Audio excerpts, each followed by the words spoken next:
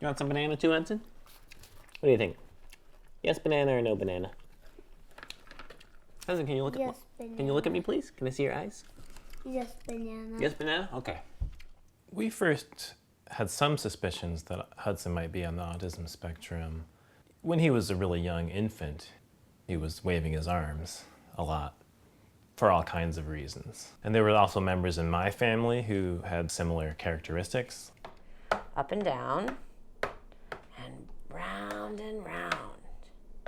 We first thought Amelia might be on the autism spectrum right before she turned 2. She started doing some repetitive behaviors, kind of flicking her hands together, running back and forth. My hopes in the Incredible Years program was to really, I wasn't sure if it was going to help me with Amelia. I hoped it would, but I wasn't sure how to apply it to a child with autism. Our first couple classes that just kept going through my head, how do I apply this to a child on the spectrum? How do I apply this? Which later on it was a no-brainer. I could, but I didn't know that at the beginning. Whenever you're using the ignore, there's a whole lot of positive for the other behavior that you want instead. It was very interesting to be in a group with other parents, to see that some parents practiced a lot of the techniques and had good success. Learning parenting skills with other parents in the same situation was huge. It's useful to be able to role play with other parents too. Mommy, she won't let me have it. Well, it sounds like you're really doing a good ignore over there. Well, I'm trying to. Being able to practice with another adult who's going to give me feedback, and then there's instructors to give me feedback, and also kind of help me through it a little bit before I actually go and try it with my children has been priceless. I know you don't like me, Mommy. You don't like me. If you liked me, you'd tell me you liked me. I think the Incredible Years class definitely brought a lot more details into it. Good work. That was great. That was great. Now, it's a lot easier to ignore me, right, than your cute little daughter. The videos were very good. Mama, right there. More water, please. Mama, right there. Me. Okay. Watching a parent describe or do academic coaching or just describing play to expand someone's play, I mean, that was great. You've got the one with circles.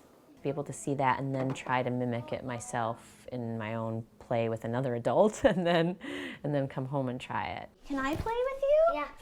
But I'm gonna have a one. But I'm gonna have a down, and you're gonna do like that because I'm gonna do the hammer. Okay. Okay, you taking a break or do you want to go for a spin? I'm gonna for a spin. Over a spin. Being child-directed was something I did frequently, but I didn't necessarily take advantage of it as a teaching situation because I wasn't thinking of it that way. I was very concerned at first, how am I going to be child-led when I know I have to direct her in doing A, B, C, and D because she can't? How am I going to put those two things together? I'm thinking it's red and yellow. I'm thinking I'm going to put it in green. Oh, you switched it to go in red because it matches with the red? Yeah. Oh, that's so smart. You got 2 hexagons. 2 hexagons, now they're stacked up. Introducing descriptive commenting for Hudson, he'll tend to listen and repeat what I say, so I feel like it's a very useful way. It's really helped to increase his vocabulary.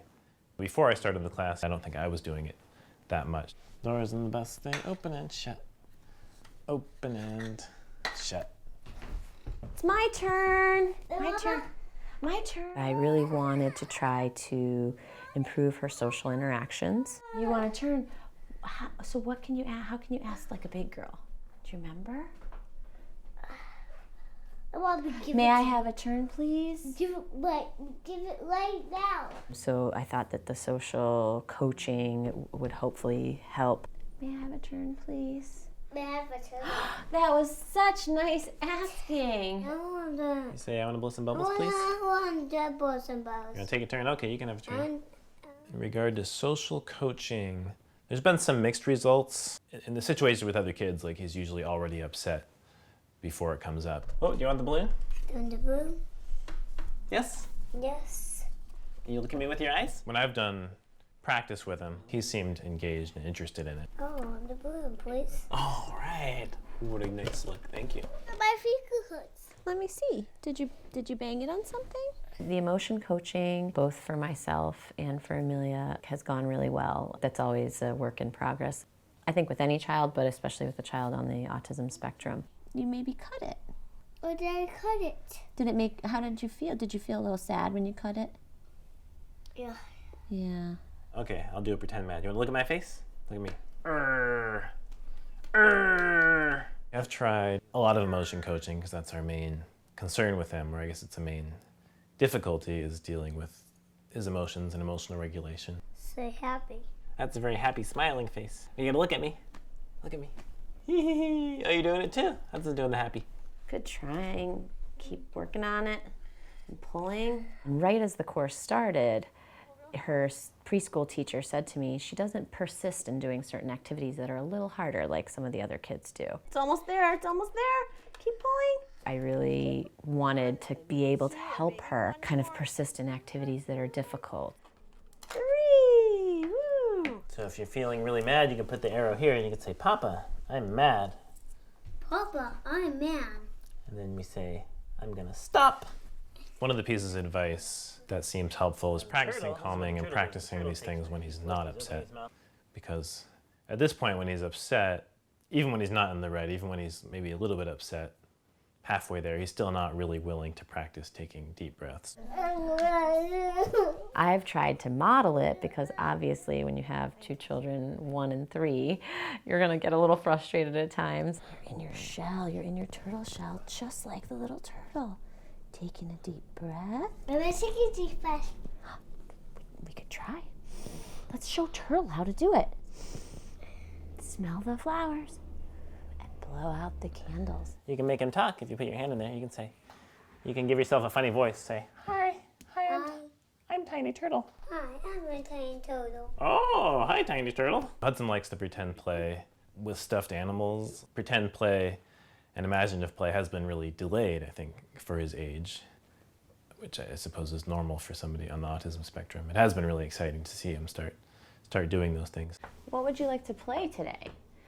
We have our dollhouse, or our Barbie house, or we could pretend doctor, or pretend tea party. We use pretend a lot in our house. That's actually kind of one of her preferred activities. So I use it even to draw her out with playing with others, because sometimes she wants to use pretend to play by herself. Oh, now you're on your back, like a turtle on your back. Uh-oh, help me flip over, help me flip over. She craves, as many children on the autism spectrum, she craves some sensory type activity.